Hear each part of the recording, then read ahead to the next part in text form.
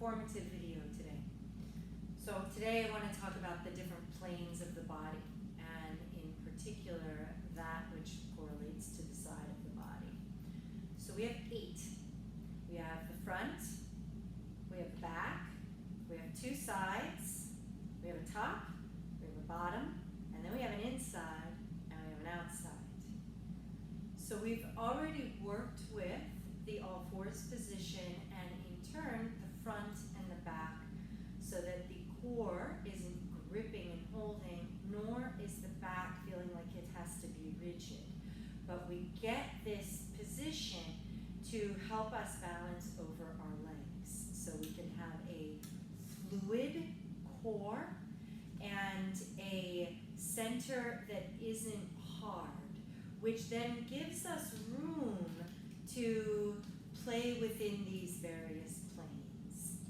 So these planes allow for the spine to balance itself and to have a rotational quality without bending. So the sides, if we have a discrepancy from right or left sides, and this can start in how we embrace our partner. So if we embrace our partner and we tip our head into them a little bit, we now have a shorter right side and a longer left side, which is not going to be beneficial because it's going to pull us off balance.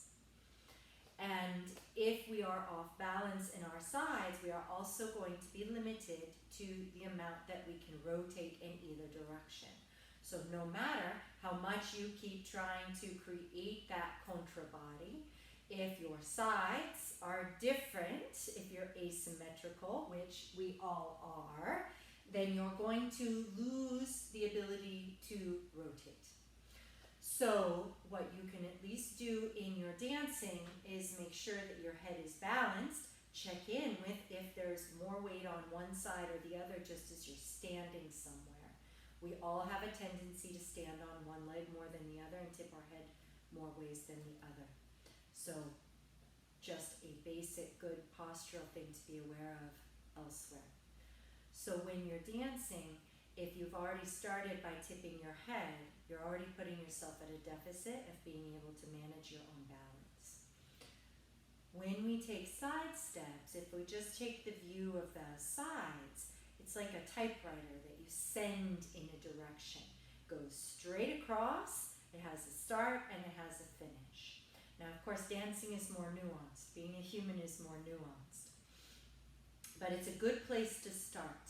Because if you think about being balanced, you shift weight, that means that there's an tension over here. I have more tension over here and I have some freedom over here. So if you just practice with trying to get your whole body to move and just to slide, and that you end up balanced without losing and having to collect yourself back up, or going too far and having to recoil, or leading in one direction, you're already starting to create some greater stability and less strain in your spine and in your central axis. So first step, think of a typewriter, an old style typewriter, where you just slide all the way across. You go from one to the next, shifting the weight to that next standing leg. When we bring in the embrace, we talked about in a last video of how you want to wrap the shoulder blades around so that you incorporate this circular embrace. So we are not just embracing our partner with the front of our body or trying to get it with the back or even just to the sides. We are trying to create this wrapping effect. So when we take this side step with a partner, me as a follower, my leader creates the momentum. He's like a wall that starts to push the water. So he's not pushing me all the way over. He's listening and he's trying to gather as much of me as he can. So there's this little bit of a anchoring through the ground to shift the momentum to let it go. There's then a catch on the other side, because as a follower, I don't know how far that side step will go. So after I feel this movement, momentum sending me, I then go. He comes with me, but he stops me. He stops me by by creating this sort of wrap around. So the side body, the embrace, what I will say is the shoulder blade here, or the lat if you want to use muscular terms and have a definition. It wraps around to kind of catch me. It doesn't catch me like a wall, it catches me like a curve. So, because if I'm water, then I want something that isn't going to, say, jostle me and spill me over. I like analogies.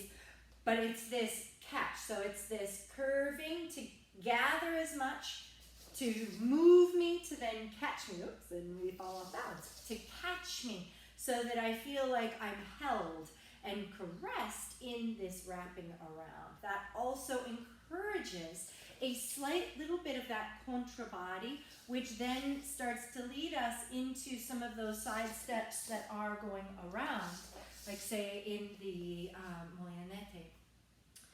So begin to just play with these ideas. Try to use your side bodies as those stabilizers instead of holding your core or feeling like you have to hold your back. Really, there's so much that can be benefited by focusing on the sides of your body. The sides of your body are what allow you to have forward movement. It is that biologically that gave us our spine in the first place, not a front and a back, but the sides. So play with that, have fun with it.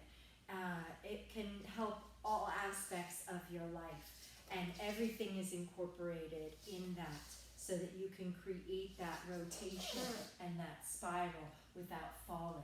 So keep the integrity of your sides. Enjoy.